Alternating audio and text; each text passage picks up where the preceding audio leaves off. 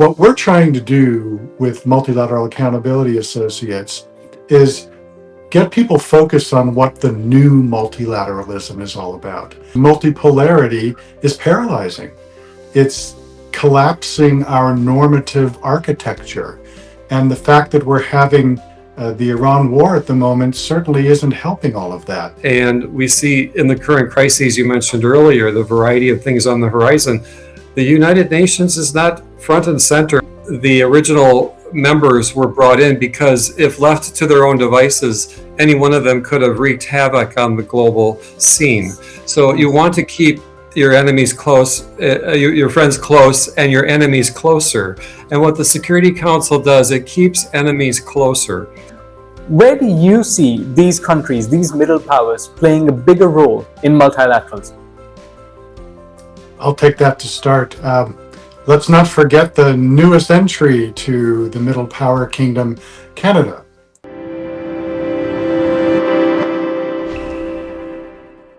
Welcome to FO Live. With me is Hugh Dugan, President of Multilateral Accountability Associates. He served in the United Nations for 26 years. He was also the Special Assistant to the President on the National Security Council for UN Affairs. We also have Daniel Wagner, Managing Director of Multilateral Accountability Associates. He's also the CEO of Country Risk Solutions. He has over 30 years of experience in political risk insurance, a term that has become quite popular these days. And Daniel has also published over a dozen books in political risk management. Gentlemen, welcome and thank you for speaking to Fair Observer. Thank you. Good to be with you, Rohan. Right. Today we will talk about multilateralism. It looks like you two are the gurus of it. You both have co-authored a book, The New Multilateralism, Making Multilateral Organizations Accountable and Fit in the 21st Century. Now that is a tall task. And I want to open the floor and Hugh, Daniel, whoever wants to jump in can go for it. Given the wars in Ukraine, in Iran, in Sudan, along with the other conflicts that we're seeing in West Africa, especially in the Sahel and in South Asia, is the current global order the most fractured it's ever been?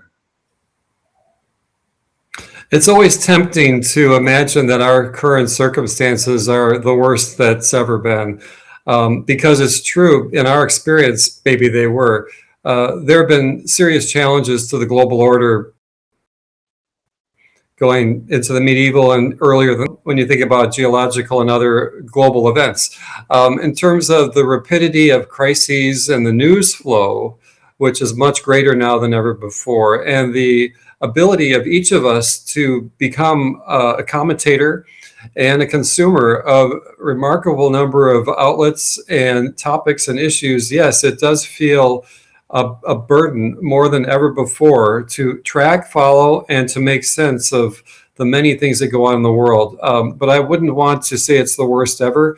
I think there is much to recognize that is good and happening. The number of conflicts between countries is at an all-time low. The conflicts that we see are mostly within countries. For instance, these are subtle differences, but the prospect for multilateral engagement has never been stronger. The fact that we look seriously together at these topics, somebody else's problem on the other side of the world, which was the case about 20, 30 years ago. That was on the other side of the world. I don't have to think about it. That phrase doesn't exist anymore. So we're more inclined internationally to look for opportunities to understand each other and through which we might seek some type of resolution, if not outright pacific settlement of a dispute. I would simply add that part of the problem we've got today goes back to the 1990s, that we have no agreed successor to the post-91 liberal order. And there's an absence of a shared management framework from which to create one.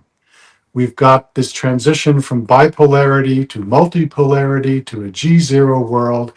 And this diffuse multipolarity is paralyzing. It's collapsing our normative architecture. And the fact that we're having the Iran war at the moment certainly isn't helping all of that. So many things seem to be in a state of flux, and that's the real challenge that we have today.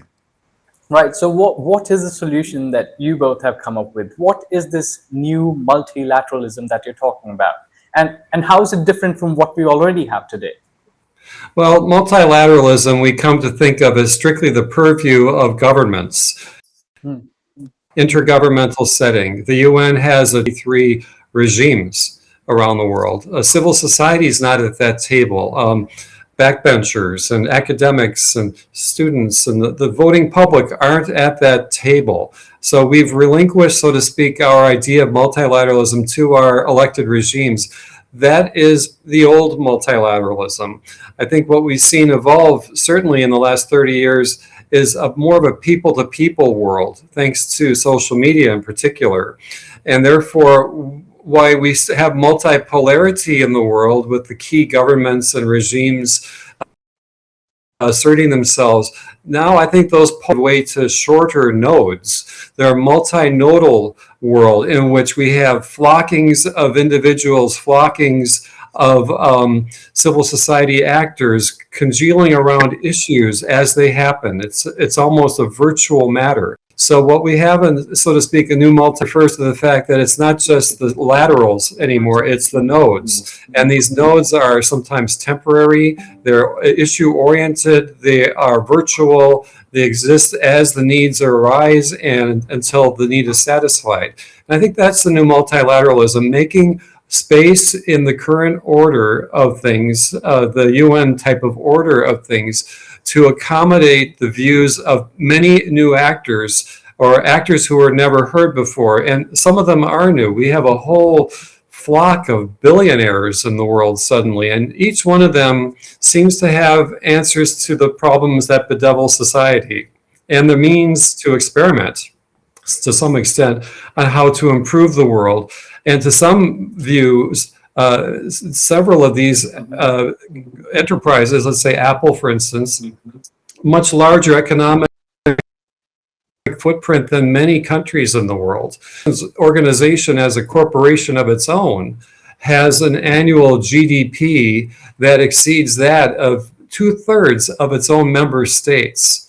So these are forces of nature in and of themselves. And to say that our multilateral world of the UN, the BRICS Monetary Fund, the World Bank, all of these major multilateral development banks and these vehicles and constructs have got to make space and realize that the oxygen is needed by civil society and many other actors, many of whom are becoming a bit more consequential than several governments. So the need to accommodate these views has to make the existing, so to speak, multilateral mechanisms, the UN and others, realize that they have competition, that the need for them to reform and modernize is not simply an internal matter, that external forces are forcing them, fortunately, to be more accountable, to identify their role, or to be overlooked. And we see in the current crises you mentioned earlier, the variety of things on the horizon. The United Nations is not front and center. It's not the topic sentence. And in fact, many of those stories happen with continuation on page 6, and the phrase United Nations isn't even used. So the current multilateral, so to speak, inheritance of the post-World War I era has got to appreciate new constraints and new opportunities in its to do that. It's sclerotic, it's self-satisfied, and many of these organizations have become captured by their own managerial elite, whose purpose ultimately is to keep their jobs.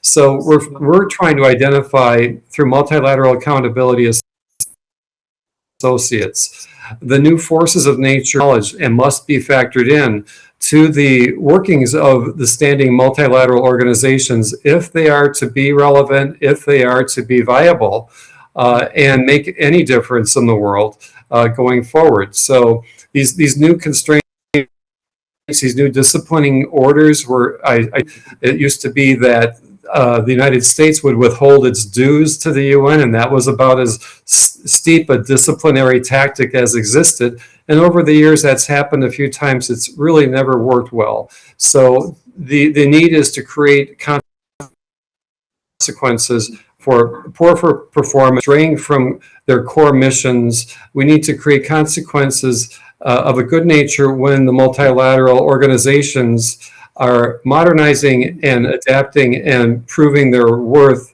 as a value proposition in a world where others are becoming more and more eager to. Right. Well, Hugh, the way you explain things is that, let's take the example of the United Nations. So every time they were unable to solve a problem, or they were unable to step in, reforms were called for, and that really didn't happen. But when I see things, when I look at the globe, when I look at what's happening in the world, some reform has happened, and the way it has happened has not been directly linked to the UN, but it's more of a tangent, because every time the United Nations was unable to step in and solve an issue, organizations like ASEAN, organizations like BRICS, and small organizations like SAARC, the African Union, these emerged. So how different are the reforms that you're calling from than the ones that we've seen in the global structure? Such people doing the right thing, not always the wrong thing. And I'm glad you pointed out that there are subtle improvements in afoot in the world that we take for granted as having always been there, and that's not always been the case. The effort to reform the UN has happened started 80 years ago. And it's always been very prescriptive about head count, how many institutions under a certain department, bureaucratic reshuffling, is the budget big enough? Those are the old-fashioned metrics. And what I'm trying to do is to identify the metrics that matter now, that are happening anyway, but we need to articulate them. We need to identify for the UN, not if it's feeding 400 people, but whether its capacity is there to anticipate the need in the few number of people, and look at outcomes instead of outputs. It had 6 meetings last week. That's an output. What were the outcomes? You tell me. We want to hear that. We want to have that type of information readily available to the public, and the UN I think has to take that as its kernel principle. What are your outcomes and not your outputs? And if we can drill that into the institution, they might realize that other actors in the world are producing outcomes, good and bad, and the UN isn't even registering. Right. So one interesting aspect that we've seen, especially in the last 2 decades, is that globalization has spread. The world is more connected. I'm sitting here in India. I'm speaking to you 2 gentlemen who are across the world. And this has been possible because of globalization. But at the same time, we've also seen that the credibility of the United Nations has continued to take a beating. So why are nations okay with increasing trade, with increasing, these people-to-people relations, but they don't really agree when it comes to just strict diplomacy? Is it just about profits over diplomacy now? Maybe Daniel would like to take a look at that for us. Well, I think this has to do with survival more than anything else. A lot of countries have figured out that the multilateral system isn't working for them very well, and it hasn't for some time. And so what they're doing is they're making bilateral arrangements, they're making bilateral trade agreements, they're doing what they need to in order to get the job done. What we're trying to do with Multilateral Accountability Associates is get people focused on what the new multilateralism is all about. And what does that mean? It means that we're supplementing but not replacing the existing institutions with a more flexible approach, with more issue-specific coalitions. We're at once wanting to incorporate the private sector, civil society, but also digital governance tools, which is largely missing from the multilateral arena. And we think that AI and blockchain is going to play a very important role in helping achieve that objective. But we're also trying to shift from universal binding frameworks to domain-specific rules like climate, tech, and trade. We want to build functional government around these institutions, around the UN, rather than trying to fix it from within.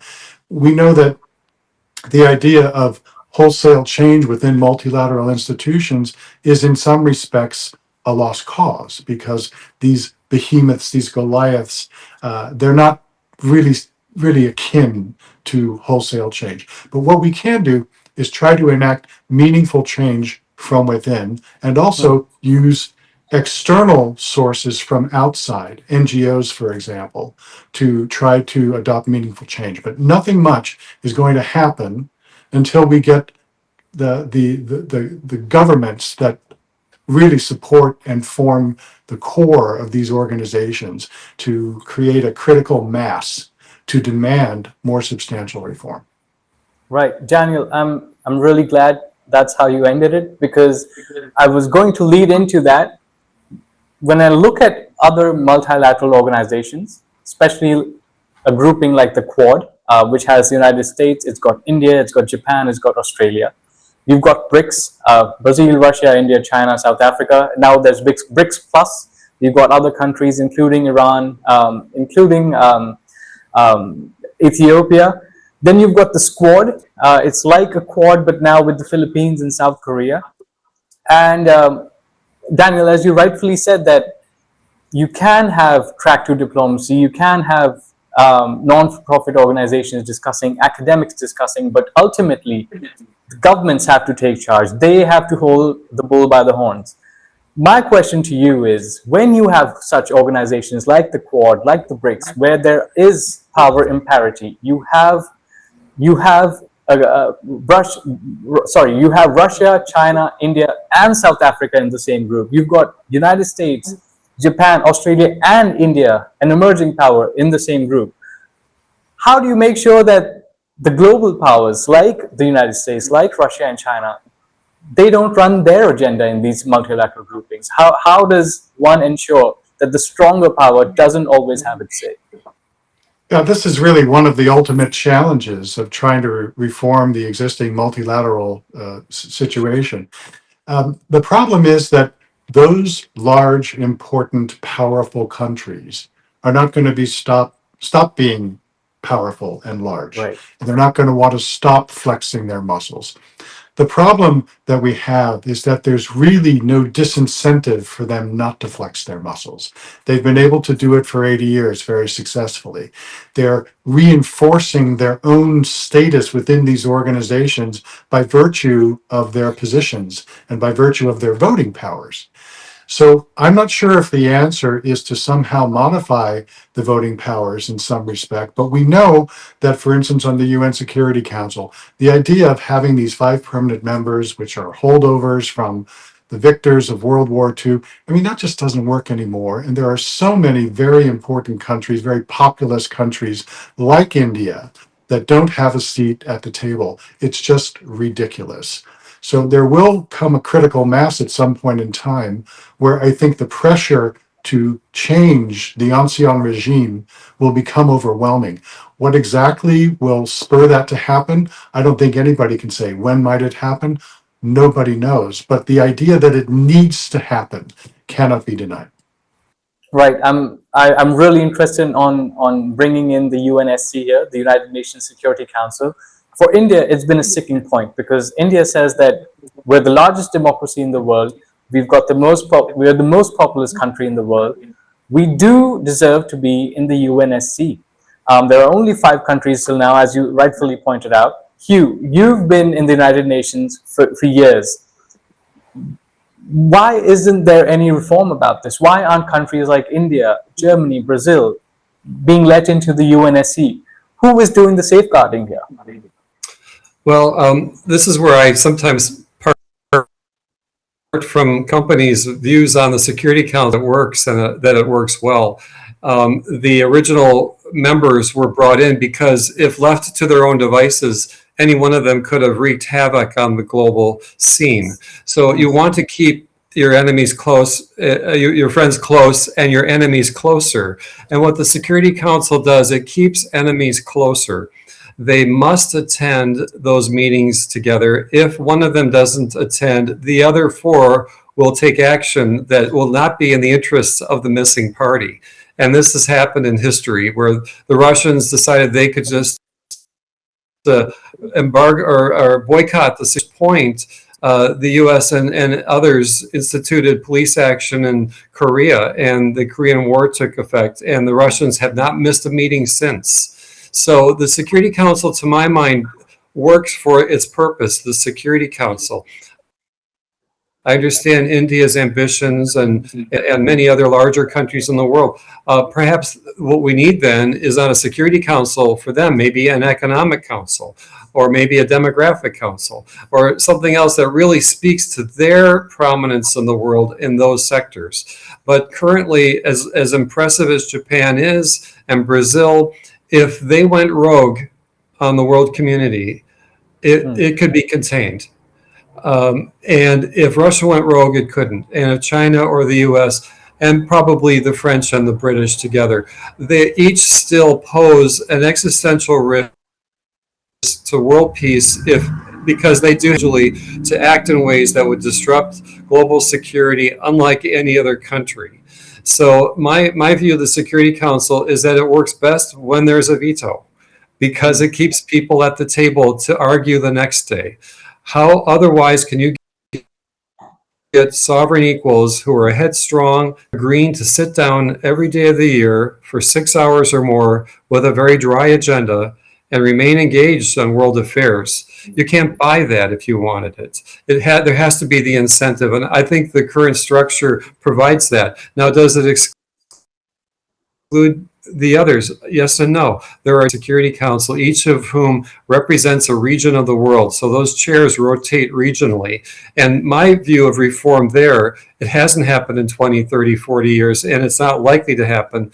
My view of the reform needed can be done without any major changes in the charter or any other. 10 countries, when they sit for election, each one of them for 2 years, should pledge to be truly representative of their region. If it's Africa, if it's Latin America, if it's Asia, they should really have their constituency back in the region on the phone every day, back and forth, bringing nearly the issues of the capital of the country that has the opportunity for 2 years to sit in the chair. So that's my quick and easy reform proposal for making the Security Council more representative and, so to speak, democratic of the rest of the world, because it's baked into however when a country takes a chair for 2 years, if it's a Germany or a Mexico, they usually forget about their neighborhood. They don't bring forward their neighborhood's issues. They bring forward their capital's interests, and they try to showcase their prominence in the world order because it's extremely prestigious. And so that's where the use of what we have in hand is important. They're wearing ruby slippers, and this is what you can do to get where you want to be. You involve your region, you speak with authority on their behalf, their issues come forward, and you become a more trusted resource among the permanent 5 members as bringing forward things and perspectives that are not parochial to your country, but truly representative of the world. I know I went on quite a long time there, but the Security Council is a great distraction. The best minds always talk about the need for reform, existing circumstance. It's been 30 years of that. It's one part of the UN. It's not even a fourth or a 10th or a 20th of the UN's budget either. And so the big feed is the development sector, and the number of bureaucracies that serve women. There are 5 or 6 at the same time that serve youth. There are like 3 or 4. All the redundancies throughout this enormous complex, this Gardens of Babylon, is what we're trying to parse. And a lot of it makes sense not in intuitively, but a lot of it doesn't. And that's for that really heavy, hard day and day lifting needs to be the case. I mean, when they built the pyramids, it was a lot of backbreaking work. And then the final delivery of the dead monarch was the easy thing. That took 2 or 3 people to lift that, compared to all the to lift the stones. We have to be thinking of the yeoman's work at the UN, lifting those stones, looking at the superstructure, and it's not very glamorous. It's not going to make the New York Times headlines like a Security Council issue does. It takes a bit of nerdiness, so to but unfortunately, a lot of diplomats that go to the UN are trying to score that big historic moment for their 2 or 3 years that they're posted there. So they don't take the effort or make the effort to become experts of what's under the hood. They just want to be seen driving that terrific sport. Many more who understand what's under the hood, what the motherboard is made of, and discovering that maybe that motherboard is really just an abacus. And we need to rethink seriously how to make sure that the principles of the charter can be executed through machinery that as the challenges that face us. Could I just add a couple of thoughts, Rohan? Yes. Just back to the whole issue of what do we think multilateralism should be going forward? A couple of core concepts. One is relevance. How do the multilaterals remain relevant in today's world? And if they aren't reforming in some very important ways, if they're not keeping with the times, as we're talking about addressing the UNSC and related issues, getting the Japans and the Indias and the Nigerias in the mix, they're going to become less relevant with time. And this is a battle for perception as much as anything else. It's also a battle for accountability. And how can the multilaterals be held more accountable? This is a central theme throughout our book. And the issue is, if they aren't held to account, whatever those accountability mechanisms may be, then the battle is lost before it begins, just like the relevance battle. So I guess if we throw the whole perception into the UNSC question, it becomes, who perceives it to be relevant? Who perceives it to be useful, to be powerful? Take the vote that happened, I don't know if it was yesterday or today, on the UNSC voting to ask or demand Iran to stop attacking neighboring countries. Well, China and Russia got together and vetoed that, or abstained, I guess, which is the same net effect. So how do we get around all of this? This is really a sort of existential question for these institutions. Yes, and I really like how you've put it, because you've spoken about accountability, but then you've also talked about perception, because the way the United States sees accountability in the Taiwan Strait, for example, China doesn't. For example, the way Iran sees accountability in the Strait of Hormuz, the other Gulf states don't. So that is a very valid question, and I know both of you have written extensively about that. You talk about accountability, and given that more nations are now joining these multilateral organizations, BRICS is growing. After Quad, we're getting Squad. So, and it's not just nations now. We've also got non-state actors. For example, you've got Hamas, you've got Hezbollah, you've got the Houthis, who don't even control the entirety of Yemen. How do you hold so many actors accountable, and who even leverages the power of accountability? And part of it, if I could just say quickly, part of it is the accountability mechanisms within the organizations, but also the enforceability mechanisms. If you have accountability mechanisms, but you don't have enforcement, what use is it?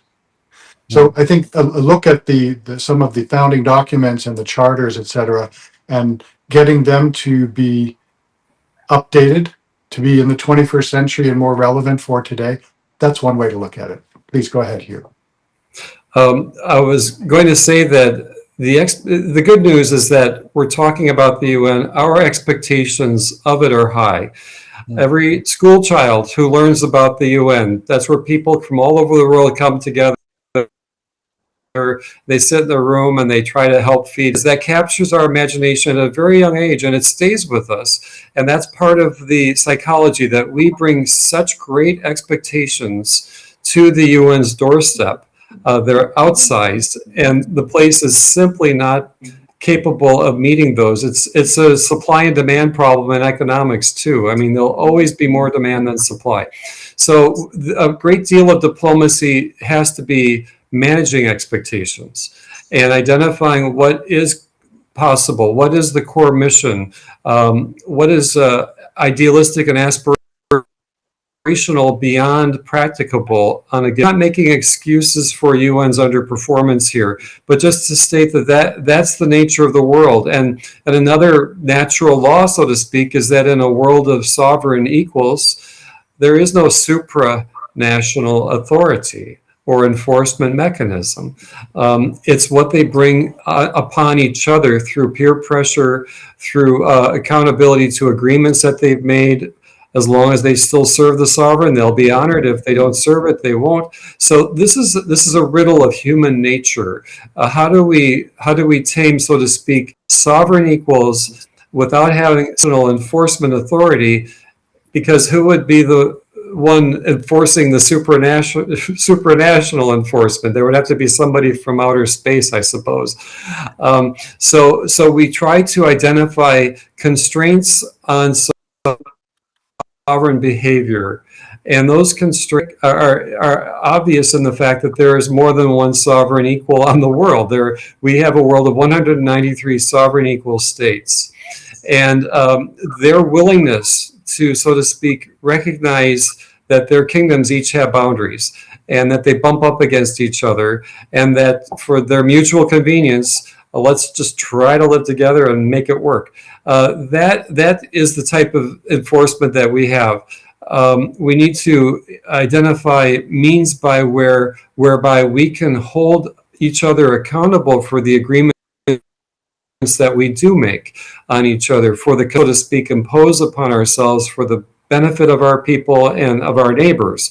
And those many obligations and decisions, I believe, need to be accounted for more systematically. And this is part of our effort with MAA, is to introduce blockchain technology of creating more trust among each other, trust in our good word, by having it more easily accessible in recorded terms, by being able to point at it when somebody starts to stray from their promises, and by having of what we've all agreed to do individually and as a group, and measure ourselves against that every day or every year, every how often, and not put ourselves in jail, but to realize that these are expectations we bring to the table, and we also bring some self-constraint at the same time, and we get more accountable to what we've agreed to do, and not hope that it disappears in some foggy memory in 10 years, or that we can get away with cutting corners on a certain matter right now because we don't think people. So that's where accountability comes in. Cantonal overlord. That's not going to happen in the world, and it has to come from our environment together, our natural setting. We have to identify natural constraints on sovereign behavior, codify them, maybe make them more user-friendly than not. We don't want to wall in all of our kingdoms anymore. That's archaic, monarchical, historic, silly. I mean, we want open borders, open walls, interchange of people on peaceful terms, and creating the sum of its parts in the world. And I think we're continually going in that direction in global affairs. And therefore, I am optimistic that if we can identify some of these metrics that can show that constraints are to our benefit, and that we can each and all together benefit through them, then I think there'll be a willingness for enforceability, which ultimately has to come from inside of each of us, inside of each country, sitting at the UN, in the Security Council, in what looks like a stalemated position, that room, we're sitting there, the lights are on, opportunity exists for going forward. These are not to say de minimis standards, but let's not overlook the miracle of that happening every day and the opportunity that that can provide to us to elaborate upon that miracle and step-by-step issues that are right in front of our people. Right. So my next question is to the both of you, because after all, you are the multilateral experts. So the core pillar of multilateralism is that a group of nations get together and they agree upon a framework of rules. It's a rules-based organization, if I must put it that way. But then given the frequency of countries like Russia launching attacks, not just on Ukraine, but before that on Georgia, you've got Israel striking at will against targets in Lebanon, in Gaza. You've got the United States, the oldest democracy in the world, capturing a sitting president from Venezuela, Nicolas Maduro from Caracas, taking out Iran's Supreme Leader Ayatollah Ali Khamenei on day one of the strikes in Iran. You've got China carrying out military blockades of Taiwan at least twice in a year. You've got North Korea firing missiles towards Japan, towards South Korea. So when it comes to this multilateralism, it seems like these rules and this framework only applies to countries that lack hard power. Is that how you see things? I think that's largely true. There's no denying that, again, those large, powerful, rich countries tend to flex their muscles more than those that aren't. But there are still reputational costs implied. The question is, I suppose, whether the countries that are doing these things care. For example, if you're Israel, their view, I think, is most everyone hates them, so they're free to do what they want because there is no reputational cost, because they're not trying to win anyone out, win anyone over, and the people who don't like them are probably not going to like them if they do something differently. There is some behavioral constraint at the margins. That's where multilateral institutions can come in very handy. If there were absolutely no constraints in place, then I think it would be a total free-for-all. I don't know what the answer is there, Rohan.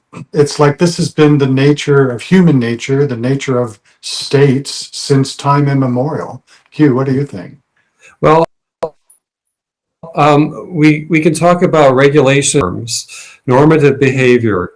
The UN has racked up 80 years building up upon centuries of human civilization, has racked up an inventory or a library or whatever you call it of normative standards, not just 10 commandments. Every day there's another 10 commandments at the UN. These are how we should behave in the world together. Universal Declaration of Human Rights, it basically states what should be obvious to everyone.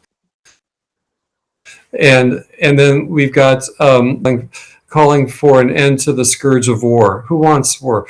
We've got these normative standards that people in emergency situations need help, food, medicine, regardless of their religion or nationality or other things. And this growing inventory articulated in UN resolutions and repeated in news headlines and used in school curricula are an ongoing resource to constrain behavior that doesn't fall within those normative standards. The fact that a country, by invading their neighbor during the Olympics, that's sickening. It draws our ire. It draws our attention because the normative standard's not under attack. It's the misbehavior of the country. So we've got to appreciate that the fragmentation of the global order, we've got solid footing in the principles of the Charter, many normative standards that transcend religion and language and all of these other things in the world. We all want clean air. We all want to feed our children.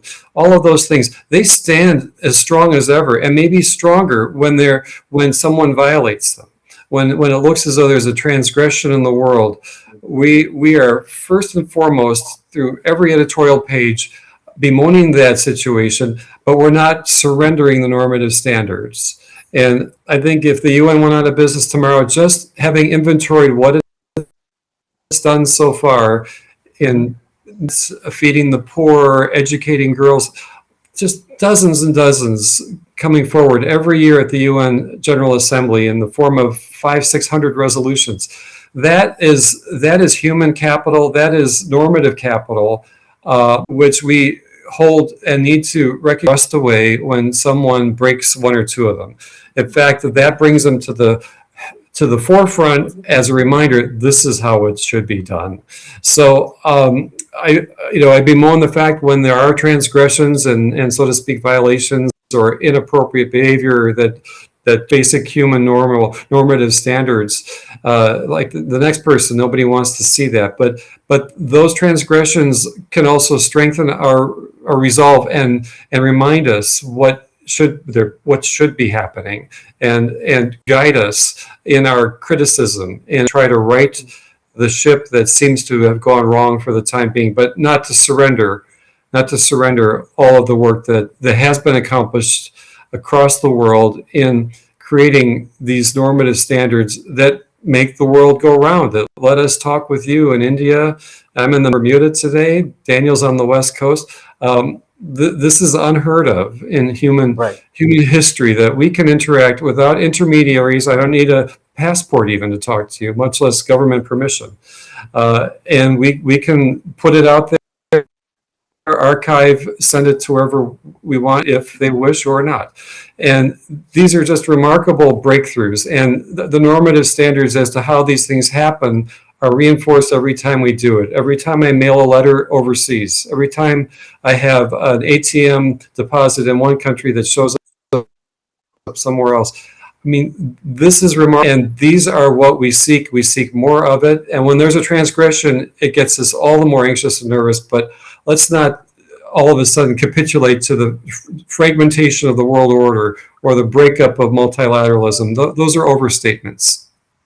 Right. So we've spoken about countries that have been exercising their hard power for decades, but I also want to talk about the middle powers, and that's especially countries like Canada, Australia, South Korea, India. In fact, India, when India gained independence in 1947, multilateralism was its main foreign policy. They started something called the non-alignment movement, where any country that didn't want to be either in the American camp or in the Soviet camp could come speak to India.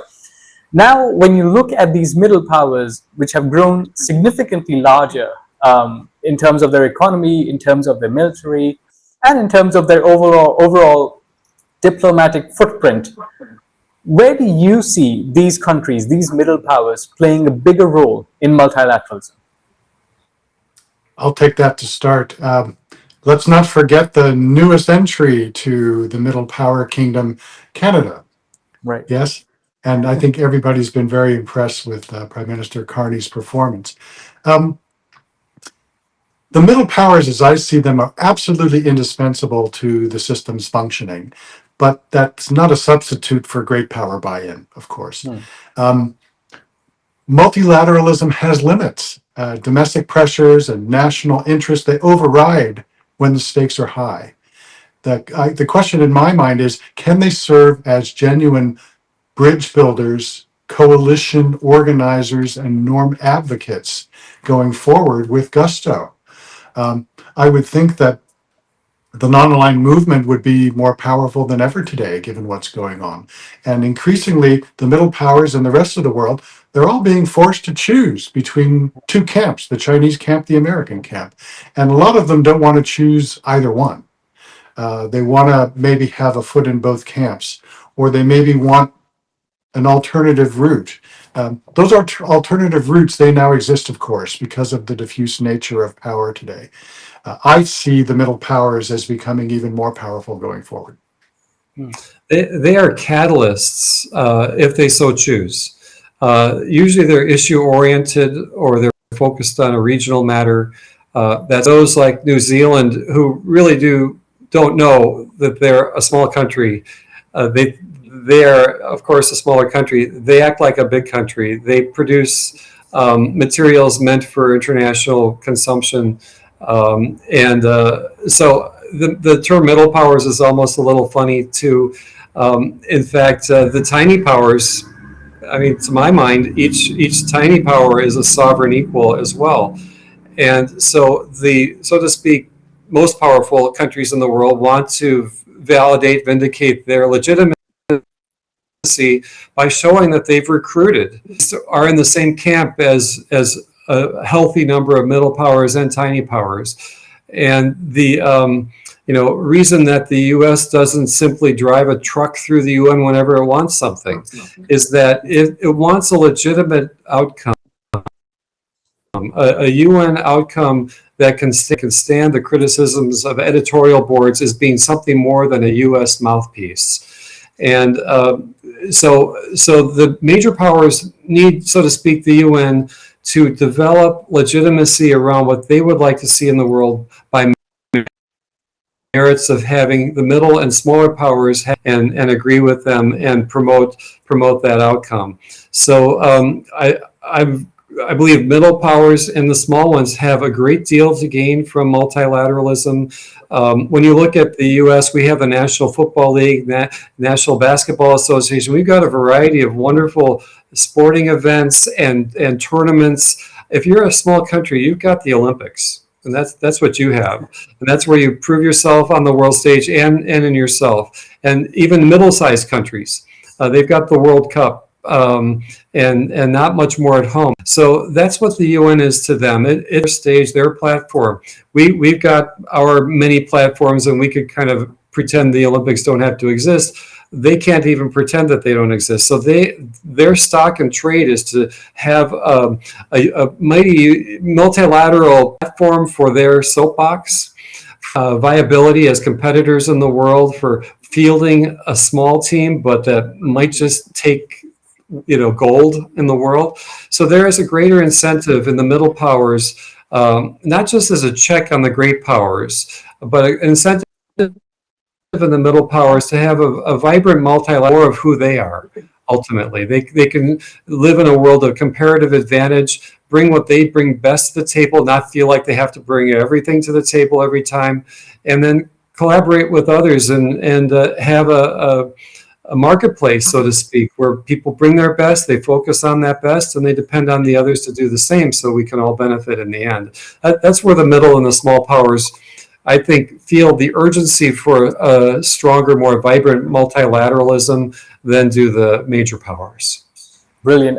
Hugh, I absolutely enjoyed how you brought in sports as an example to just explain how gigantic the United States is, because it's the only country that has, of course, the NFL, 32 teams playing head on each other, and they're all American teams. And of course, it's called world champions when whoever wins the Super Bowl is considered world champions with no other country playing. So yes, the United States is its own world. And you're both Americans. I've got a very tough question for you now before we wrap this up. So you've got someone like US President Donald Trump. He comes into the White House, and on the very first day, the US exits 31 organizations linked to the United Nations, and that includes important ones on gender, on climate change, the World Health Organization. The WHO was instrumental during COVID times. Now, when other countries see that the United States, the world's oldest democracy and arguably the largest and strongest military power we've seen in our times, stepping away from something like the UN, from something which promotes multilateralism, what is the takeaway? Daniel? Yeah, I don't think it's quite right to suggest that the U.S. is stepping away from the UN or stepping away from multilateralism. One of the things that we say in our book is that we think, and most countries think, and I think the US is among them, that we want the multilaterals to succeed. And even the Trump administration would say they haven't withdrawn all of the funding from the UN. What they've done is they've withdrawn funding from those aspects of the UN which they see as ineffective or politically incorrect, which of course is their domain, whichever US administration or any administration from any country might be in place. They have the ability to do something about that. Even Marco Rubio has said multiple times, Mike Walls has said multiple times, they're in it to see the UN to succeed. But to your broader point, I think it's inevitable that withdrawing of funding will happen if there is a perception that multilateral organizations aren't doing a good or a good enough job. And I think that idea of defunding multilaterals, it's not just about the UN.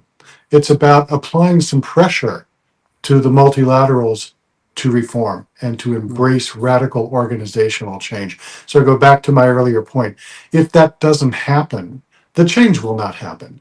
So we need to encourage the generation, the creation of a critical mass of meaningful countries who will rally behind this concept that they can use the power of their funding to encourage the kind of reform that needs to take place. Their funding isn't as high as ours, so they should really work on other points of pressure points. Russia and the French, the UK, they've been for quite a while too. And they have, and you'll notice the quiet withdrawal of funding even from China. The US gets the big media hit on this because we're such a huge funder.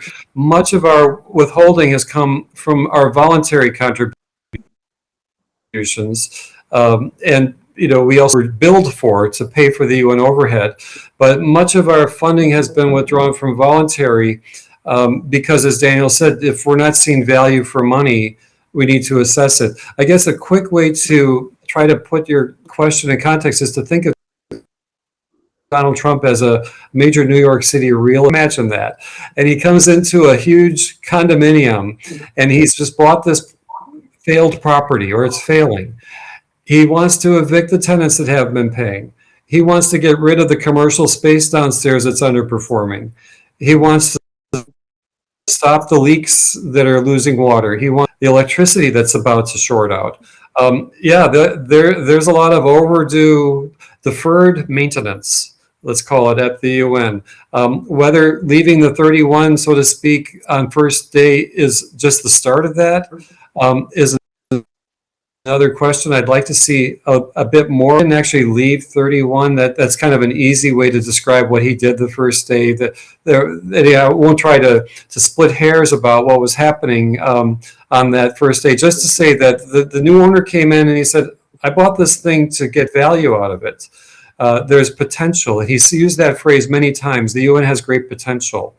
On the record, the Senate hasn't been saying it. Congress has not been saying that. They've been saying just the opposite. There was draft legislation to leave the UN and throw it in the East River, honestly. So the president is one of the very few voices in America that has said there is potential at the UN because he's in it as a failed property that can be harvested for new value if some serious alterations are made along the way. You need a dedicated team of multilateral engineers and policy wonks and nerds like me to do some of that work, as I described, building a pyramid. And whether he can identify that skill set and dedicate time and attention to it is a seriously challenging chore right now.